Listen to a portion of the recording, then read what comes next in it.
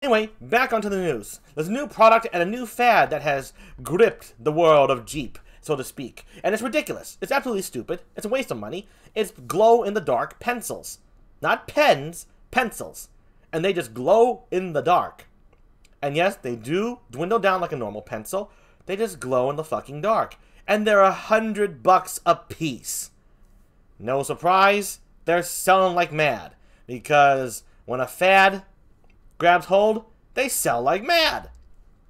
It's ridiculous. They don't even light up the place very well. It's not like super glow in the dark, and you still have to hold them underneath a light before they're ready anyway. Jeez. You'll never see me get that crap. Oh no, GEEP has more dignity than that. Oh yes, he does. Stupid people. On another topic of stupid people, a corrupt politician, right out the gate. Former mob boss, I think the guy was, or at least some kind of former stupid bad business. He's running for political office, public office, not political office. It's all politics. It's public office. Oh, the terminologies, and his slogan, his ads, his billboards were "Vote for me." And you will receive $100 in the mail 24 hours after I win. My goodness. Talk about trying to buy an election. And you can't do that. But guess what? Guess what? He won. Yeah, he did. And he wasn't arrested. He had to have some kind of connections. But here's the twist. Just 16 hours after he won, precisely. Scam, Luna. Scam. Yeah, but he won. But get this, 16 hours later, those who voted for him, right? Those who voted for him were greedy because they were pissed off that that the voters did not receive the $100 check in the mail. Now, he did say 24 hours, but when people are greedy, all they want is the money right away. So this backfired on the politician, and he was subsequently beaten to death by his own voters.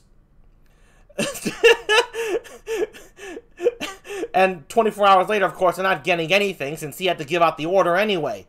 So, as a result, his opponent won the election. And, yeah, so greed and manipulation just doesn't fly in GEEP's world. The people here are crazy. Yes, that certainly did escalate quickly, Luna. Yes, it was just that fast, that quick. He did his victory speech, acceptance speech, and then he was rushed on the stage by the supporters. Crazy shit. Now, for some of you who have been not paying attention, but who have caught some certain episodes of GEEP's variety show, you are aware that I had an arch enemy raccoon in the backyard who was always messing with me, named Raccoonus. And I had defeated Raccoonus by shooting him in the face with my sawed-off shotgun. Yes, Chia God. As Jack Burton loves to say, the check's in the mail. Not this time, though. Anyway, so my arch enemy Raccoonus, evidently... Okay, so I killed him with a sawed-off shotgun, right? And then I stuffed his corpse into my couch. This is before I bought the better couch, right? This is before the bee came on.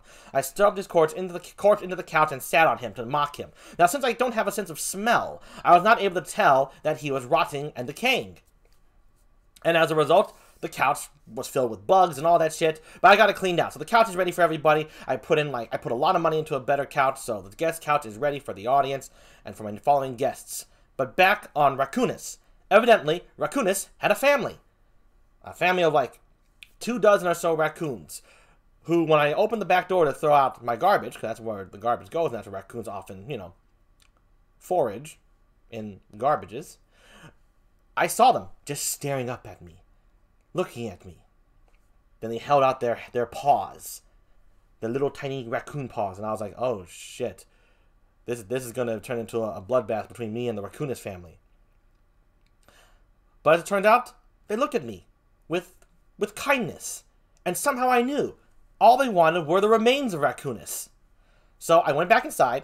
I got what little remains I had of him. I got his skull. That's all that's left of him. I burned the rest, but I kept his skull. I've been keeping it on my desk as a pencil holder. I got my glow-in-the-dark pencils in there. And I got my regular pencils. I don't have glow-in-the-dark pencils.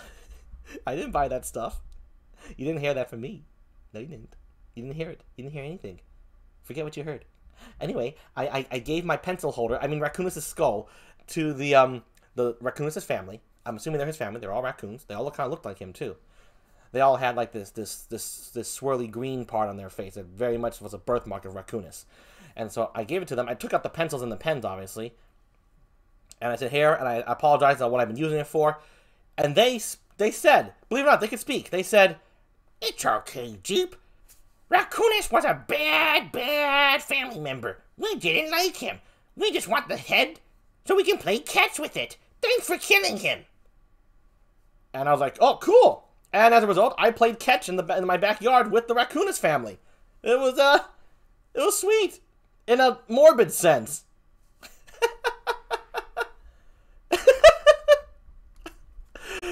And that's it for the news today, folks. We got a great